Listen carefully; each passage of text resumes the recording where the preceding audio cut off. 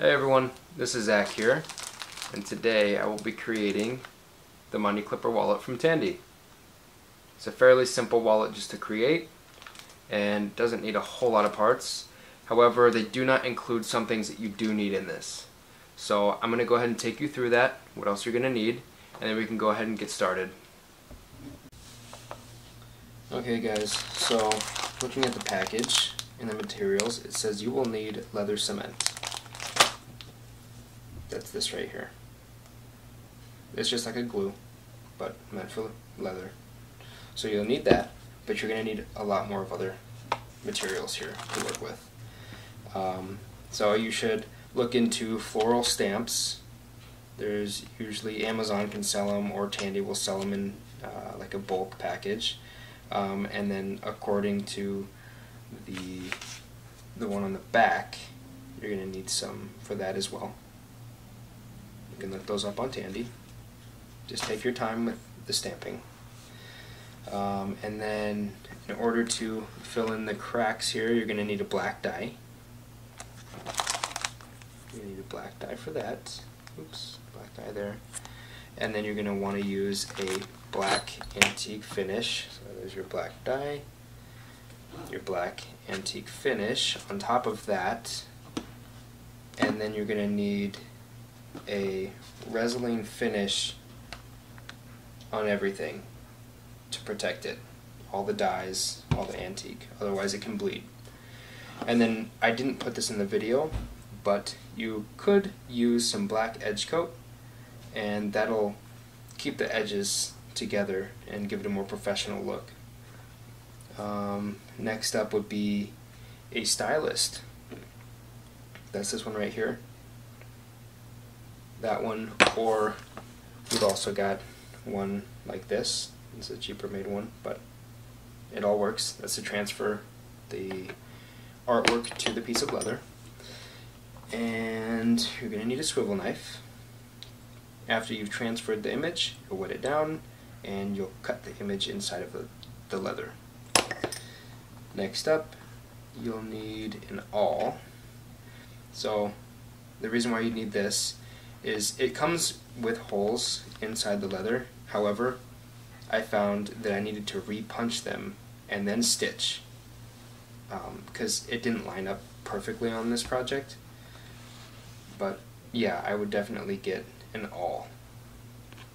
And you're going to need some fine tip paintbrush for the black marks in there, black dye, and then as well as a dauber for the edges. And let's see. Oh, so I did not record the stamping on this project. You're gonna have to look up videos for it. I ran out of memory on my camera, and I went ahead and just stamped it and didn't wait. I was being super impatient, so I did that, unfortunately. But there's lots of videos on YouTube for it as well. But yeah, so without further ado, please enjoy my first short leatherworking video.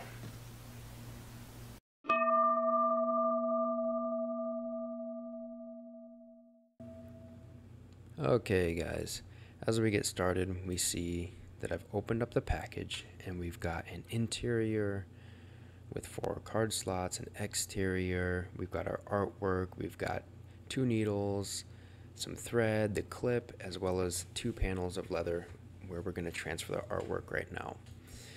Our first step is to trace this artwork with some transparency paper if you want to save the artwork.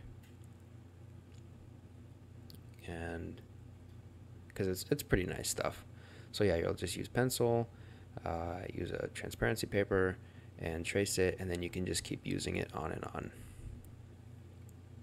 And then so here what we've done is I've wet down the leather, and we've put our image, we cut out our image, taped it onto the leather panel, and then we're going to go ahead and use a stylist and put our image, or basically permanently push our image in.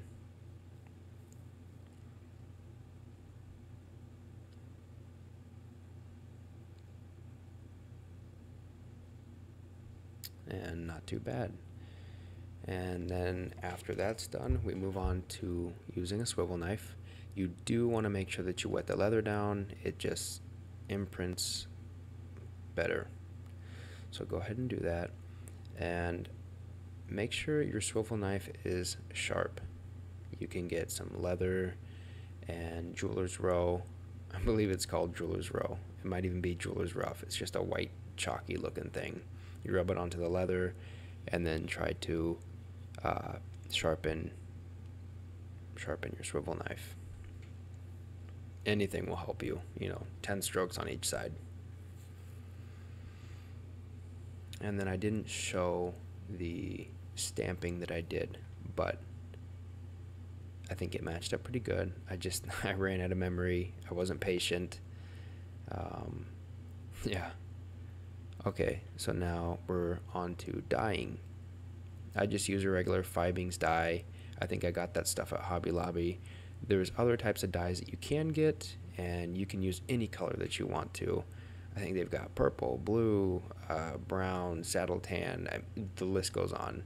So you've got plenty to choose from. And now we're moving on to a dauber, which will cover more area way more quickly.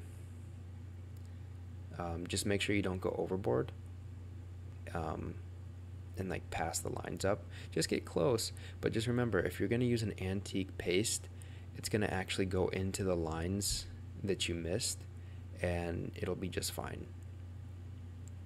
So here, make sure you wait 15 minutes before you put on your antique paste. Let the dye dry first, and then put it on, and then wipe it off. And I believe I used 2 coats of this antique paste. And then now we're going to move on to a Resin finish. Make sure you wait 15 minutes for this too. And I don't put it on a specific way. Other people have different methods where they try to dilute it with water. I don't. I just put it on a rag, put some on there, and let it dry. And if you need 2 coats, you can. Usually 1 is fine. This tan coat stuff that I just showed, you don't need it, but I think it gives you a little bit more shine. That's why it just gets too expensive once you start buying stuff. So I didn't want to list those in the materials. Okay, so for our edges, we're using beeswax. That makes your edges way more durable. The entire leather piece will be more durable. It's worth it, and it makes the edges shine a little bit. So I'd highly recommend using beeswax, but you don't really have to. And then for the gluing, what I should have done was bring it more closer to the edges. I did use a tool to pull it out, but I should have used a little bit more and made sure those edges really lined up. And because then if I wanted to use the edge coat later on, it would have made it so much easier.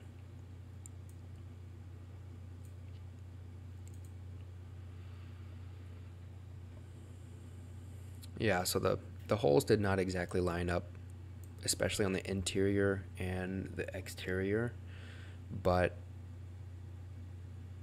oh yeah, okay, so make sure you do not glue on the inside of the panels here, because remember, it's a card pocket. I've done that before, that's why I'm saying it. Just the outside edges there, and use something heavy just to hold it down for maybe an hour or so. So this is where the awl comes in handy. I did not have a great time sewing these because my needles just kept getting stuck. So that's why you need to have an awl, because it didn't line up correctly. And then I'm just using a regular saddle stitch. Alright guys, so we're all finished here. It's got 6 pockets. It's looking good. It holds cash. It's an all-in-all beautiful project, beautiful wallet just to make, and I'd highly recommend doing it. So if you like this content, please like, subscribe, comment, and we'll see you next time. Thank you for watching.